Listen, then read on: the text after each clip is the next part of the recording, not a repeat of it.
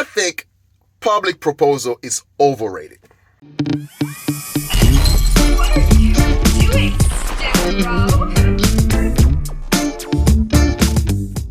When we were young, we all concocted some level of fairy tale in our mind, right? Girls tend to have this romantic notion and how they imagine their men to propose to them and all that stuff.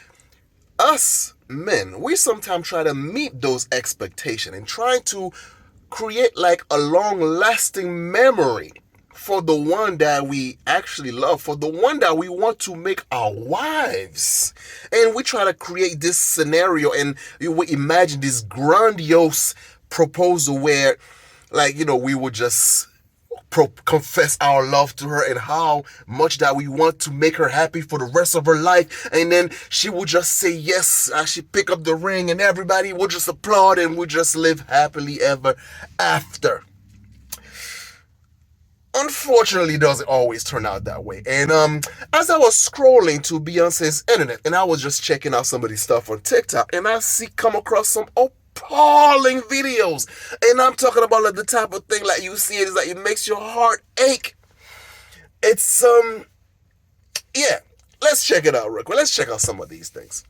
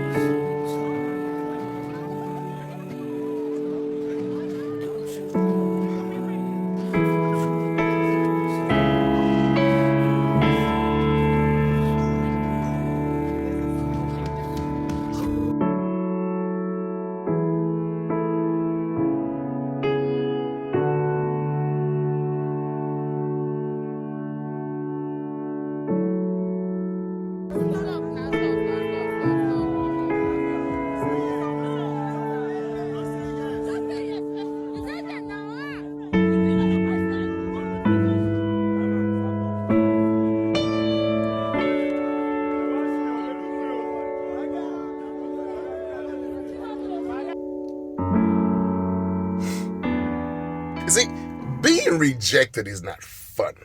It is not fun for the man. It's definitely not fun for the woman.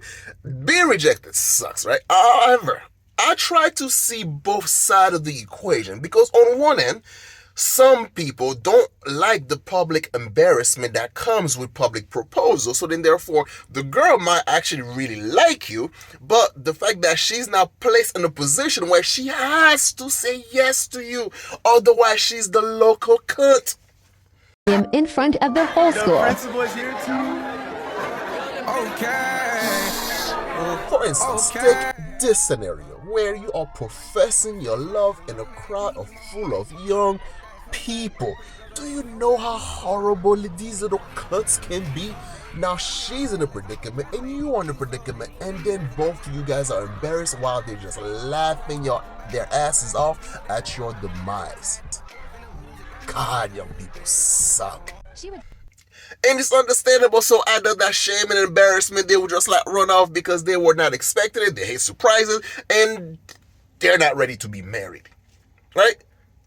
On the other hand, you have the men that drink the Kool-Aid of, when they listen to ladies talking about like, hey, I want a man to be spontaneous. I want somebody to be able to sweep me off my feet. I want somebody to do all these grandiose things that will profess his love to me and all that stuff, so on and so forth. And then we believe these motherfuckers.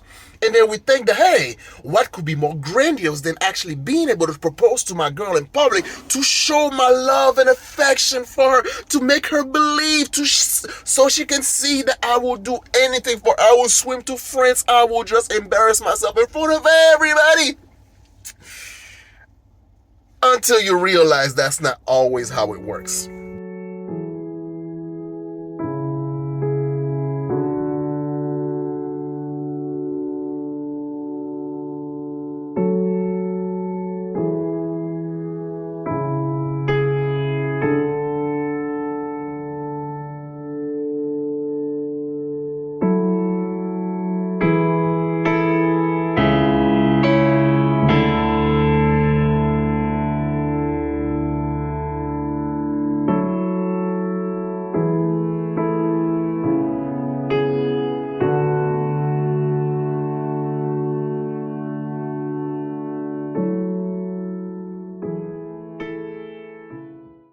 way that he plays in our head doesn't always come out that way. Like this gentleman right here, he just preparing like a whole bunch of stuff, with the heart and everything, and then only for his girl to just reject them. And then like, it is so sad. It's devastating, right?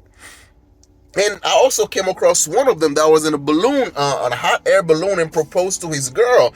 And I'm not 100% sure that was real or that's a sketch, but that hit me hard. Chloe, I've known you for 6 years now. I have known since the day I met you that I wanted you to be my friend and partner forever. And today I thought, on this beautiful day in this beautiful place, I would make it official and ask you to be my wife. Please stop. Please stop. What?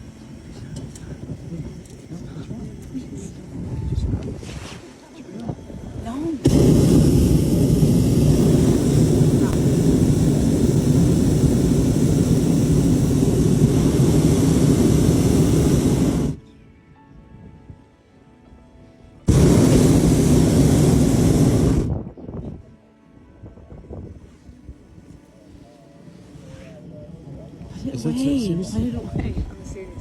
I'm talking about like, I feel so sympathetic towards this dude, where like his face just melted with embarrassment. It was just, it was so hard to watch, man.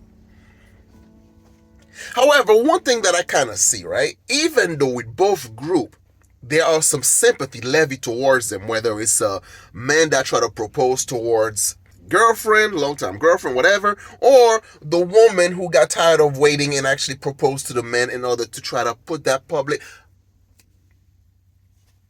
That's what I forgot to also mention as well too, right?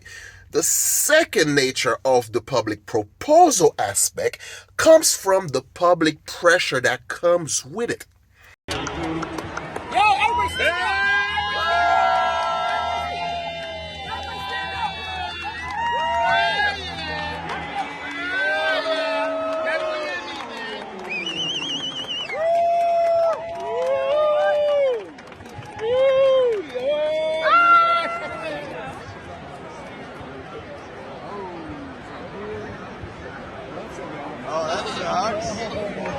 Because let's say that you are supposed to do the things that you are supposed to be doing before you take things to the next level, such as improving your life, probably get a better job so you can be able to be ready to support a family and all that stuff. So then you'll be like, well, screw it. I have a feeling that my girlfriend or my boyfriend gonna dump me. So I'm gonna make a public proposal and stuff in front of everybody. And then so if he or she end up rejecting me, then now I'm the victim and he or she is the asshole. Now, when it comes to proposal, yes, ladies, I've seen a whole bunch of y'all stop proposing now, which is good on you. Equal right, equal opportunity. Go for it. However, one thing I kind of notice when it comes to the rejection, when men get rejected with marriage proposal and when women get rejected in marriage proposal, even though there's still a level of sympathy towards both group, both gender, but the reaction is stronger from the female side of things when she's the one that get rejected on a marriage proposal. And I get it, right? Like this dad right here that actually got into the boyfriend's face after he rejected her.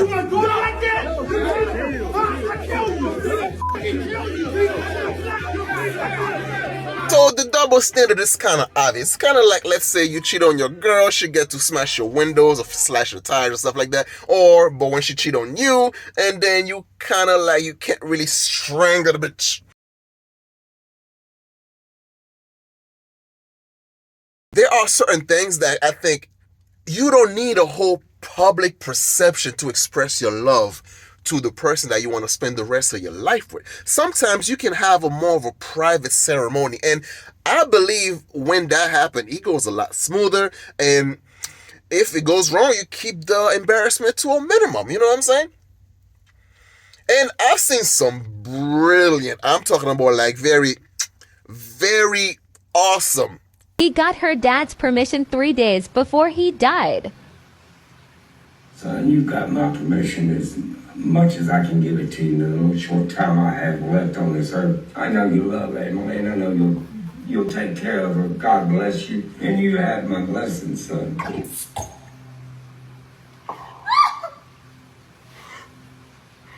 know how important it was for me to get your dad's permission.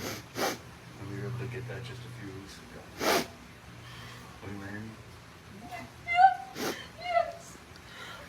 How'd you get that? Woo! Yeah! I'm not saying that you shouldn't actually propose publicly to your significant others. I'm not saying that at all. I think the risk there, you have to really know your woman. You guys have to at least talk about these scenarios, marriage and so on, so you can actually get a feel or gaze towards what you can expect from her reaction by you making a public spectacle over the whole expressing your love for her and all that stuff. Because when it works, it actually works quite well. It looks beautiful. Channel 8 Eyewitness News reporter when her longtime boyfriend showed up to propose to her.